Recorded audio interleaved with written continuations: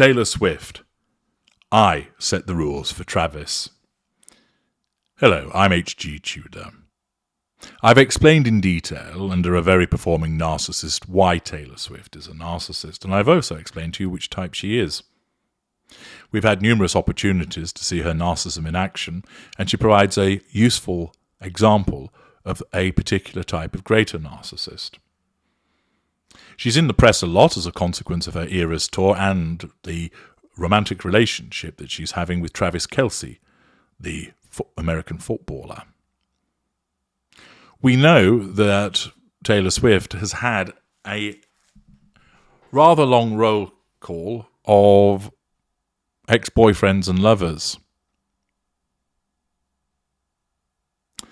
And that, of course, provides a number of narcissistic indicators, and it is undeniable that she will, in those relationships, have been the one calling the shots. Not only is she the one that needs the control and needs to draw fuel, but she will have seen herself as the more important partner in the two. Of course, she will play to that other individual that it's an equal partnership, but what she truly thinks is that she's superior to that individual, and therefore they must do what she requires, and if they do not, then they'll find themselves disengaged from. Travis Kielce finds himself in a similar situation. Life and Style mag reports, with an article by John Quinn, Travis Kielce is not so happy with some of the rules and restrictions Taylor Swift set for him. And there's good reason why. It threatens his own need for control, because we have a situation here of when narcissists collide. NFL star Travis Kielce loves shouting his catchphrase after a big win, "You got to fight for your right to party." But by the time the Kansas City Chiefs Super Bowl victory parade wound down around lunchtime on February the 14th, the tight end was fighting to stand up.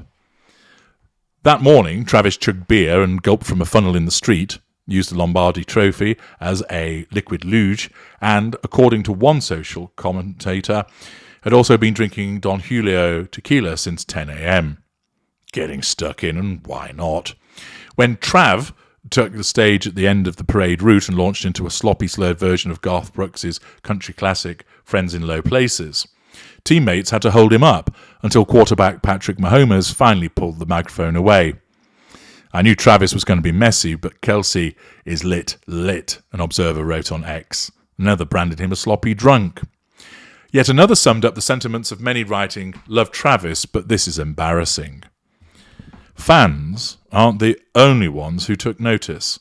While Travis's girlfriend, Taylor Swift, enjoyed hours of drinking alongside him as they partied at multiple nightclubs after the big game in Las Vegas on February the 11th, friends believe that his parade antics ventured into cringe territory. "He should have reined it in a little bit," explains a source, who says that his boozed-up behaviour isn't all that the pop star is looking to change. Indeed, because he is viewed as an extension of Taylor Swift, and she maintains this facade of being something of America's sweetheart in the pop stakes, that him getting lashed in this manner doesn't fit with that image, and therefore would be a threat to control. Pals are saying now that Taylor and Travis are more than 6 months into their relationship, she feels comfortable setting certain rules for him to follow. Now, there is a red flag. You don't set rules in a relationship. Where two individuals have emotional empathy for one another, they behave in a way where instinctively they take into account the needs of the other individual. They're respectful towards them. That they don't behave in a particular way because their emotional empathy recognizes that it's inappropriate. So they won't cheat. They won't insult. They won't neglect to pull their weight with regard to, say, certain domestic chores. And where there might be an issue, it's approached in a constructive way. No relationship, of course, is a utopia, save the one that the narcissist originally creates falsely in the beginning, in the golden period. And issues will arise. But they're not dealt with by the stipulation of rules and regulations, so I've witnessed, but rather they're approached in a constructive fashion where there is a discussion about it and the person reasonably expresses their concerns about a particular shortcoming, the other person listens, and it's addressed. Compromises are reached. But where a narcissist is involved, rules are issued because that's the manifestation of the need for control. Apparently, Travis is fine with Taylor giving him her thoughts and opinions on how to navigate such a public relationship. He really does appreciate it. But he's not so happy with some of the restrictions she wants in place, though. For example, Travis, who's talked about past visits to adult entertainment venues on his New Heights podcast and wore a Crazy Horse 3 Las Vegas shirt to a November football game, is fine not going to strip clubs anymore. That's one of her hard rules. But Taylor doesn't want him posing for photographs with female fans, mostly to avoid inaccurate headlines, explains the source. He had to roll his eyes at that one. Thus, a harmless photograph with a female fan is interpreted as a threat to control by Taylor Swift. Not so much as necessarily her thinking that it's a threat to the control of her relationship with him, but rather she doesn't want a threat to the control of the facade of their relationship that's portrayed to the outside world. She doesn't want the outside world thinking, oh, look, he can hang out and enjoy the adoration of these women. Has he got other women on the side and not bothering with Taylor? So consequently, it's the image that is projected to the outside world that matters to her, rather than her necessarily feeling threatened herself because he had a photograph taken. That is one of the key differences of her being a greater. She isn't going to think that just because he had a photograph taken with a fan that he's going to run off with that fan, but she doesn't like the way that it looks to the outside world. She doesn't want people thinking that he's involved with other women. Thus, that's how much her facade matters.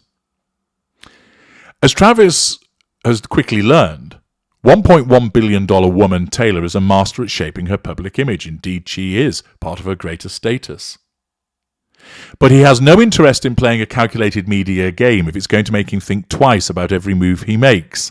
That's not his style. Well, that's going to cause a clash between him and her. Friends claim that Taylor has asked Travis to FaceTime her, not just text when they're apart, shares the source. She didn't overtly say it, but she secretly wants to see where he is and who he's with. Assertion of control. Taylor's a good judge of character and fears that some of his buddies are red flags. Or rather, she clearly doesn't trust him, and she's wanted to keep an eye on him by knowing where he is, who he's with, and what he's up to. His wardrobe is also in her crosshairs. Though she admits she's no fashionista, Taylor splashed out $500,000 to help Travis dress better. Financial largesse through the assertion of control through financial largesse, assertion of control through telling him how to dress. Pointing out that the singer's own Super Bowl look alone cost over $60,000. She loves that he likes to take chances with his style choices, but some of his outfits have been suspect. He's at an all-new fame level, so stepping it up with designer duds is just part of the deal. Taylor says she's not changing him, it's an evolution. She is changing him, but of course she's making it sound like it's a benign act. The bottom line is that she feels they really could be endgame. She doesn't want to control him, just help. Well, of course, that's what she's going to say, but we all know, because she's a narcissist, she is controlling him. He's under a microscope now, more than ever, says the source, noting the headline-making athlete currently appears in commercials for at least 6 major brands and filed 5 merchandise trademark applications last year to expand his off-field businesses. Naturally, like any intimate partner primary source, they're going to be controlled by Taylor Swift, and she's doing so because he is part of her image, and he needs to behave and look in a particular way. Hence these diktats. I'm H.G. Tudor. Thank you for listening.